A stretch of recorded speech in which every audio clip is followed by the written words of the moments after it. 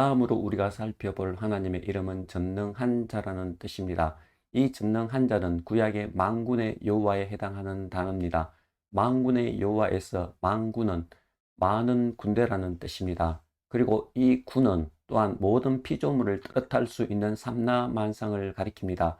즉 다른 말로 하자면 하나님의 군대는 하나님이 지으신 모든 피조물인 것을 알 수 있습니다. 하나님의 이 이미지는 용사의 이미지입니다. 하나님의 이 용사의 이미지가 대표적으로 출애굽을 할 때 사용되어집니다.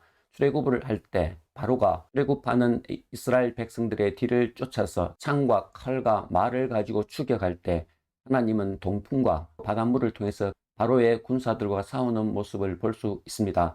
그 하나님과 바로의 싸움에서는 바로의 군대가 아무런 힘도 사용하지 못하는 것을 볼 수 있습니다. 또한 요수아의 군대들도 가나안 왕들과 싸움을 할 때에 하나님은 아얄란 골짜기에서 해와 달과 우박을 통해서 싸우시는 모습을 볼 수 있습니다.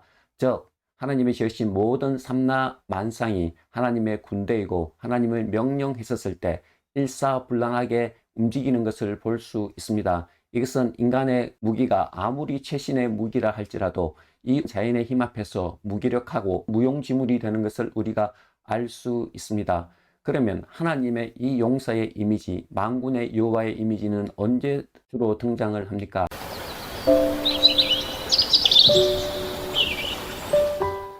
우리 앞에서 하나님은 천지를 창조하셨을 때 역사를 시작하셨고 또한 하나님의 목적이 온전히 이루어지면 이 역사를 끝마치는 분이심을 우리가 배웠습니다. 하지만은 하나님의 역사 중간에 가만히 계시는 것이 아니라 이 역사의 중간에서도 하나님을 개입하셔서 역사의 방향을 돌리시는 분이 바로 이 만군의 여호와에 포함되어져 있습니다.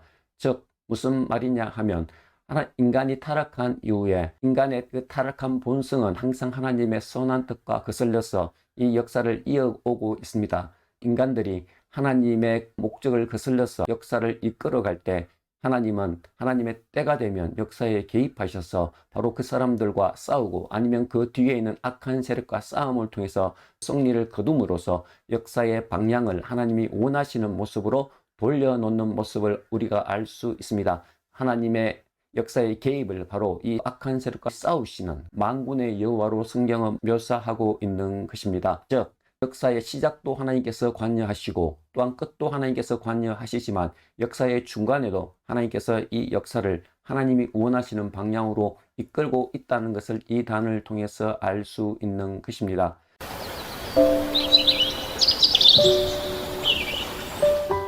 자, 그렇다면 이 메시지를 들었을 때 소아시아 7교회는 얼마나 큰 위로가 되었을까요? 하나님은 역사를 시작하셨고 또한 그 역사를 마무리 지으시는 분도 로마가 아닌 하나님이시며 또한 그 역사의 중간에서도 하나님의 때가 되면 자기 백성을 위해서 역사를 자신의 한 목적으로 돌리시는 이 하나님의 메시지는 소아시아 7교회에게 무한한 위로와 감동이 되었음이 틀림없는 것입니다.